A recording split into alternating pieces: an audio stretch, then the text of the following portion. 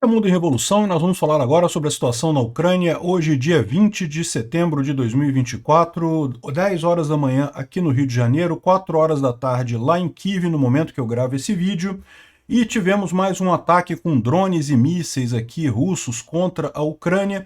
A maior parte foi derrubado, mas ainda teve algumas coisas preocupantes, por exemplo, um drone que chegou muito perto da usina nuclear de Rivne, mas não causou nenhum dano, né?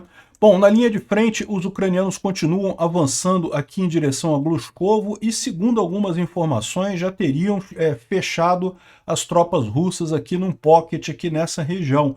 Pode ser que a situação esteja ficando muito ruim para os russos aqui nessa região de Korenevo. Nenhuma outra mudança na linha de frente aqui e também aqui na região de Pokrovsk, nada mudou, o que indica que a gente está chegando próximo mesmo da exaustão das tropas russas aqui nessa ofensiva deles desse verão.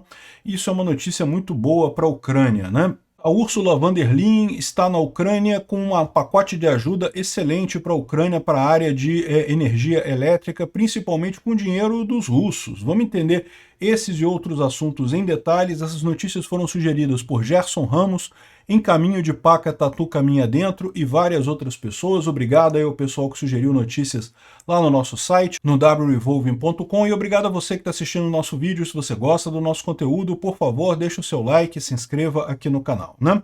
Pois bem, houve um ataque com drones e mísseis russos de ontem para hoje. Foram 70 drones Shahid, sendo que 61 foram derrubados pela defesa antiaérea e 9 acabaram perdidos no território ucraniano devido a medidas de guerra eletrônica, né? Ou seja, todos os 70 foram neutralizados.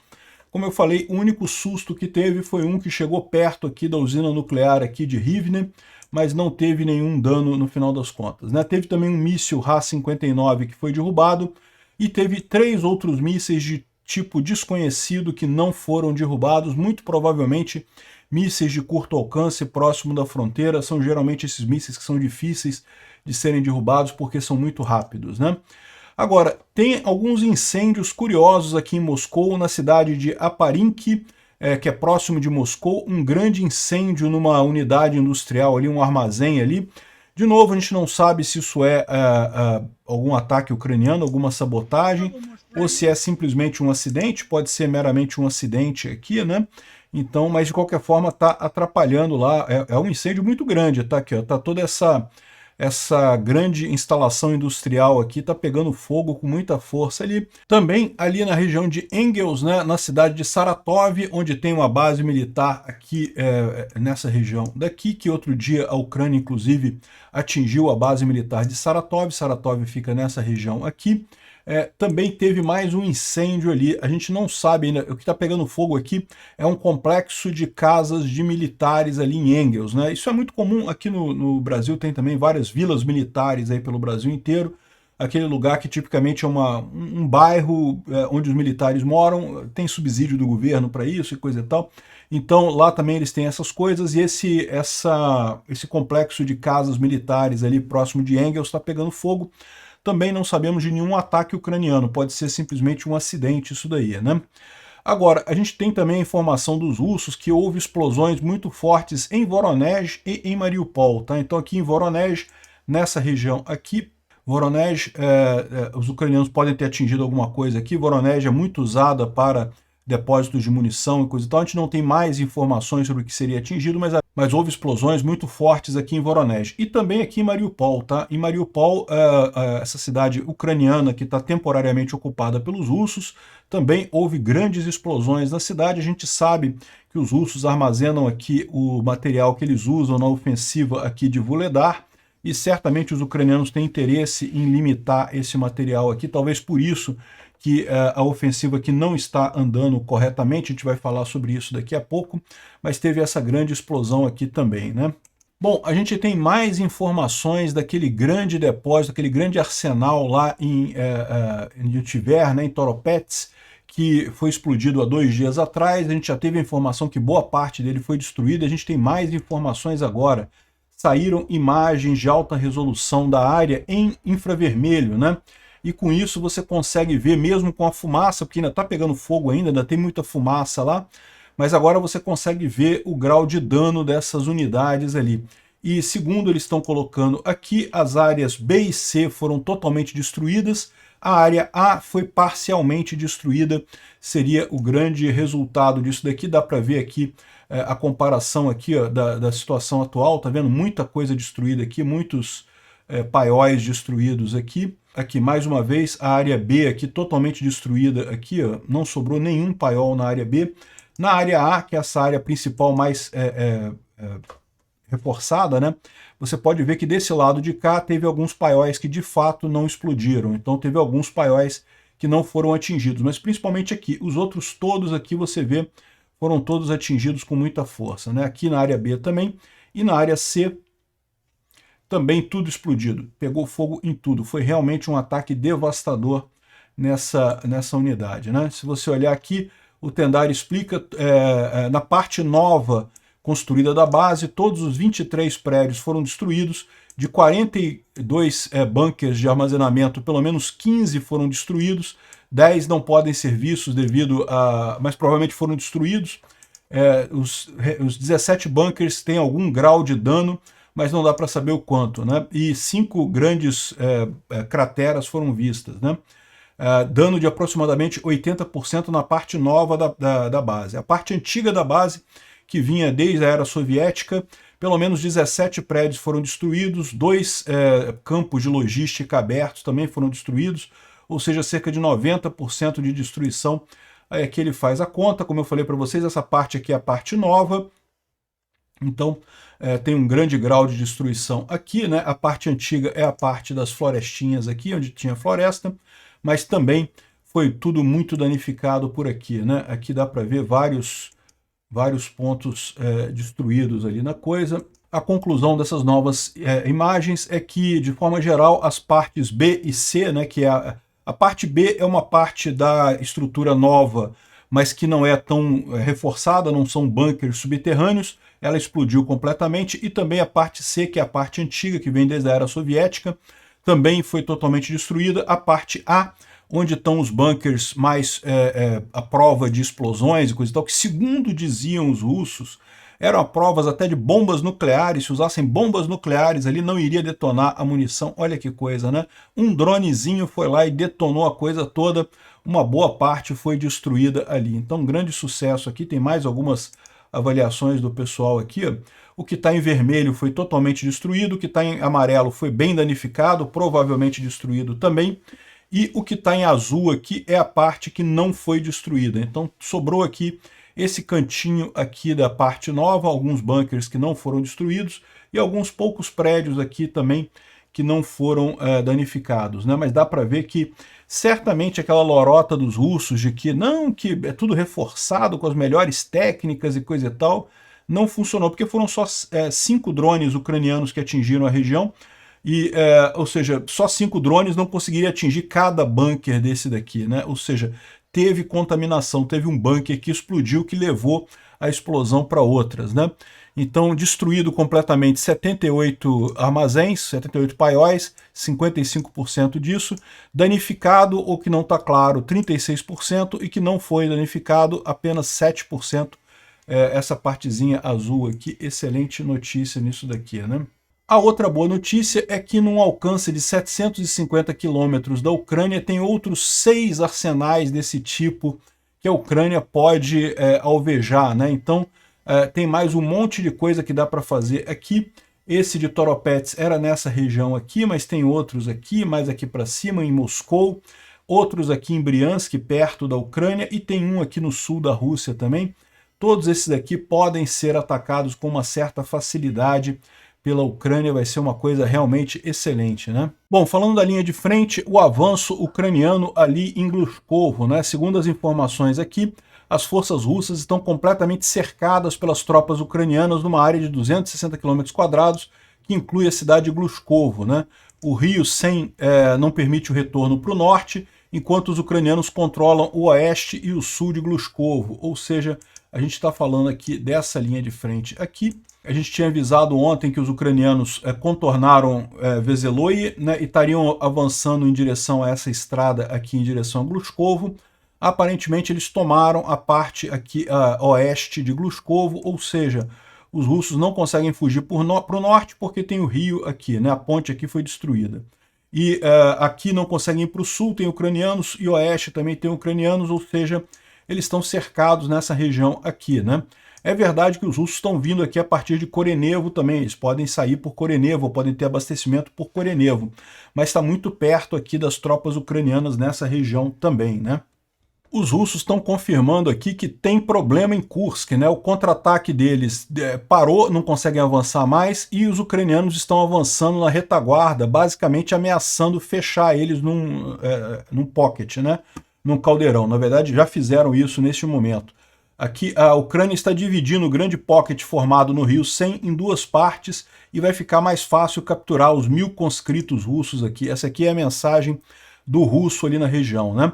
A situação no distrito de Glushkov, que continua tensa, muita luta está acontecendo, o inimigo continua a avançar e tentar consolidar. Enfim, os russos estão preocupados com isso daqui, né? Isso na região aqui de Glushkovo, nessa região aqui. Agora, a gente tem mensagens mais recentes, nessas mensagens são em russo, lógico, mas estão aqui traduzidas já para o inglês. Na direção de Kursk, forças ucranianas começaram a contornar o vilarejo de Voskoe e estão transferindo reservas novas ali. As forças começaram a contornar o vilarejo pelo leste e se mover para o norte. O vilarejo em si está particularmente sob o controle das forças armadas russas, mas o restante das tropas ucranianas estão avançando em direção a Glushkovo e tem muitas batalhas aqui. Ou seja, o que ele está dizendo é que os ucranianos deixaram o vilarejo aqui no meio do caminho de Veseloi e estão avançando aqui na retaguarda, complicando a situação dos russos aqui em Glushkovo, né? Aqui é uma mensagem de um ucraniano, né? O Denis Yaroslavsky, que é ucraniano. Tá aqui, ó. Saudações aos correspondentes militares russos do exército ucraniano. Ou seja, o exército ucraniano saudando os correspondentes militares russos. Agora, diabos, leiam os manuais e me expliquem como seu grupo de cerca de 6.000 soldados ficaram cercados na região de Kursk.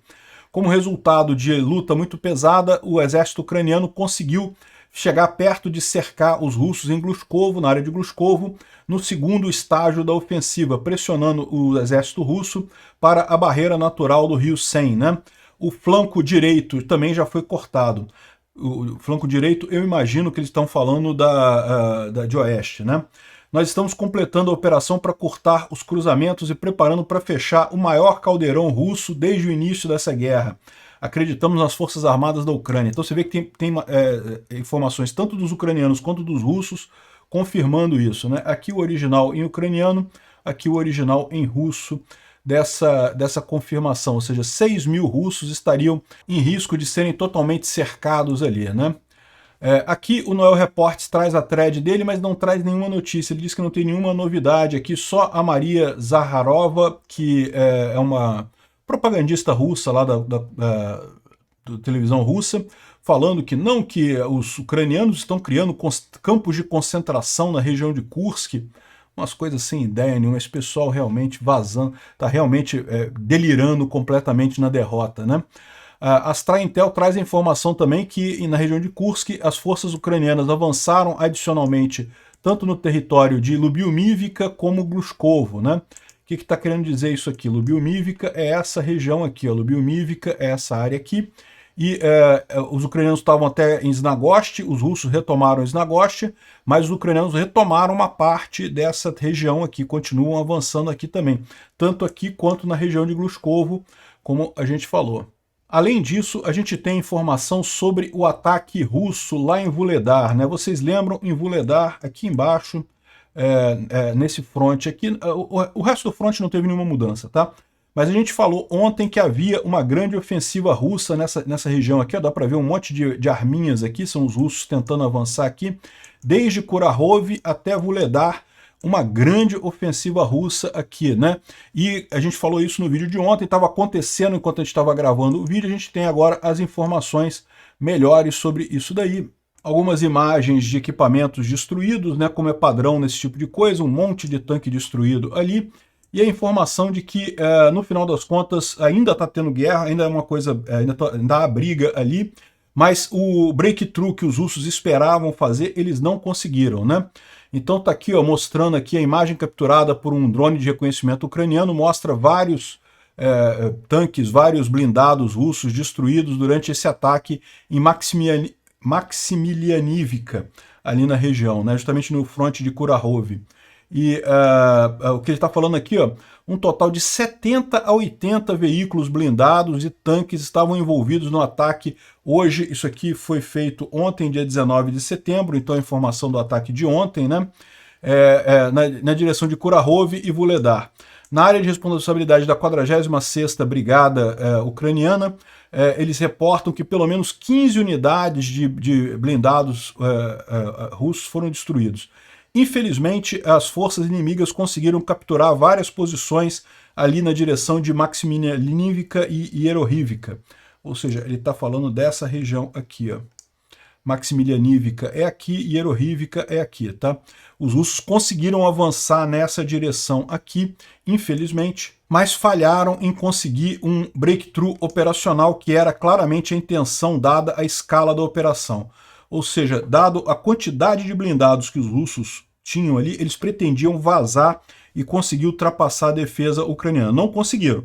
Avançaram um pouquinho, conseguiram tomar alguma coisa aqui na região, mas nada muito significativo. Essa atualização foi ontem às 9 da noite. Hoje provavelmente a coisa continua, mas o grande risco que era o avanço russo ali descontrolado não vai haver. Kurakhove continua protegida, né? O Azovstal fala aqui também sobre um pânico que teria sido decretado na região de Belgorod, porque aparentemente os russos estão com medo de uma ofensiva ucraniana lá. A gente não tem informações disso, tá?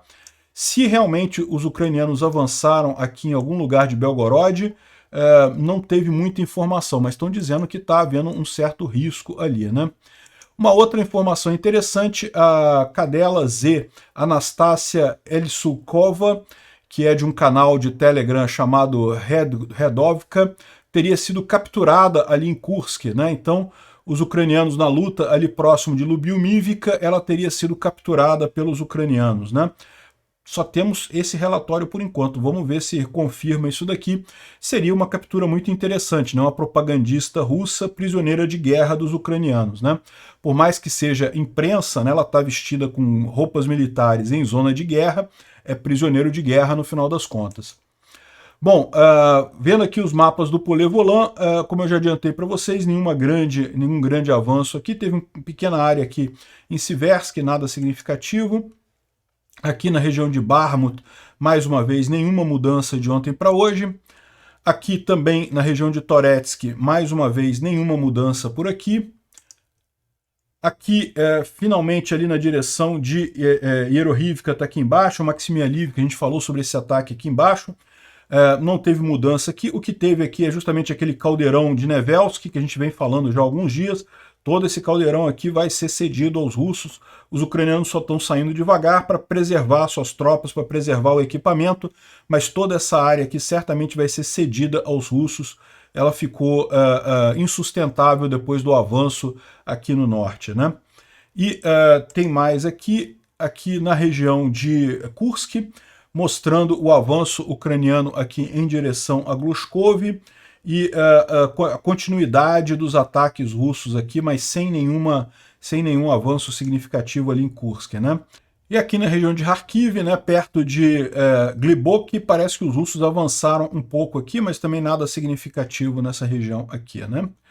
Finalmente, aqui também nenhuma mudança significativa, e é isso daí. Ou seja, a linha de frente de ontem para hoje, a gente não tem a parte das descrições dos avanços ucranianos ali em Glushkovo, não temos nenhuma outra mudança, né?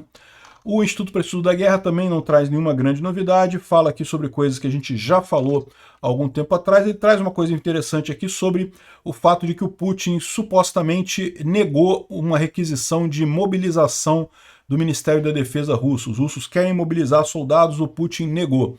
A gente já explicou que isso é uma coisa complicada politicamente para o Putin, porque isso enfraquece o apoio ao governo dele, né? Bom, o Kadyrov, que é aquele pateta lá da Chechênia, comprou, parece que, Tesla Cybertrucks, e queria botar os Tesla Cybertrucks na linha de frente, coisa e tal. Botou metralhadora em cima do Tesla Cybertruck e botou na linha de frente. Deve ser muito divertido ele recarregar esses carros, são carros elétricos, né? O Cybertruck ele é elétrico, né? Deve ser muito divertido ele recarregar esses carros na linha de frente, ou seja, isso aqui é só showzinho mesmo, mas de qualquer forma o Elon Musk desativou os carros, né? A Tesla desativou os carros. Isso é uma coisa que eu nem sabia que eles podiam fazer, né? E é uma preocupação que fica para mim. Quer dizer que esses carros podem ser desativados? Isso é meio preocupante na minha visão, né? Mas enfim, nesse caso aqui, acho que foi muito positivo no final das contas. O Kadyrov é um palhaço e está do lado errado nessa guerra, né? A Ursula von der Leyen está em Kiev, se encontrou com Zelensky e falou que uma planta de energia está sendo desmontada na Lituânia para ser enviada em partes para a Ucrânia. Isso é uma boa coisa, né? Que bacana isso. Para ser montada na Ucrânia e ajudar na distribuição de energia elétrica por ali, né? Muito bom, muito boa esse apoio da Europa. Vários outros apoios a gente já falou também ali, né? O Biden também deu uma mensagem dizendo que aguarda o encontro com Zelensky na próxima semana lá na Casa Branca. Eu vou reafirmar o compromisso dos Estados Unidos em apoiar a Ucrânia e defender sua liberdade e independência, né? Bom, o Pentágono anunciou que os 5,8 bilhões de dólares alocados em ajuda para a Ucrânia serão usados sim, né? Eles estão pedindo uma extensão do período para o Congresso e isso deve usar antes do fim do ano fiscal, no final de setembro, isso deve passar, ou seja, uma boa notícia, né?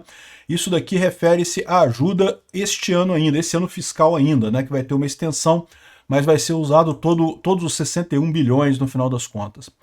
Bom, e finalmente teve uma fala do ministro das Relações Exteriores da Polônia, que falou sobre botar a Crimeia em um mandato da ONU, ou seja, a ONU controlar a Crimeia e fazer um referendo honesto por lá, né? Isso seria uma coisa muito complicada por uma série de aspectos, principalmente porque os russos expulsaram os ucranianos todos da Crimeia e botaram um monte de russo na Crimeia. Então, se fizer um referendo agora, não tem como fazer mais um referendo honesto na Crimeia, não existe mais isso, né? Então a Crimeia tem que voltar para a Ucrânia, ponto final, né? Então ele falou aqui que a Crimeia é simbolicamente importante para a Rússia e para o Putin, mas é estrategicamente importante para a Ucrânia e não sei o que lá, então não sei porque a gente não pode chegar num acordo para desmilitarizar a Crimeia. Que absurdo isso, né? Não tem nenhuma lógica essa proposta dele. A Crimeia é da Ucrânia e não há outra possibilidade, e inclusive o pessoal da Ucrânia não gostou disso, e hoje houve uma declaração do ministro das Relações Exteriores da Ucrânia dizendo que não vai ter negociação com a Crimeia. A Crimeia é a Ucrânia e essa guerra só termina com a Crimeia nas mãos da Ucrânia, né? Não tem outra alternativa no final das contas. Então, isso daí, acho que foi um bom recado para esse ministro das Relações Exteriores polonês. Aí. Surpreende muito essa fala dele. Obrigado por assistir o vídeo até o final. Se gostou do conteúdo, não esqueça de deixar o seu like, isso ajuda o canal a crescer e a chegar para mais gente. Se não gostou, deixe o dislike e explique nos comentários como podemos melhorar. Comente também sugestões de temas que podemos trazer por aqui. Comentários insultuosos ou defendendo ditaduras e criminosos de guerra serão sumariamente bloqueados. Agradeço a compreensão. Se ainda não é inscrito no canal, considere se inscrever clicando no botão inscrever-se abaixo e marcando a campainha para todos os avisos. Se quiser ajudar o canal, veja no nosso site como você pode fazer isso.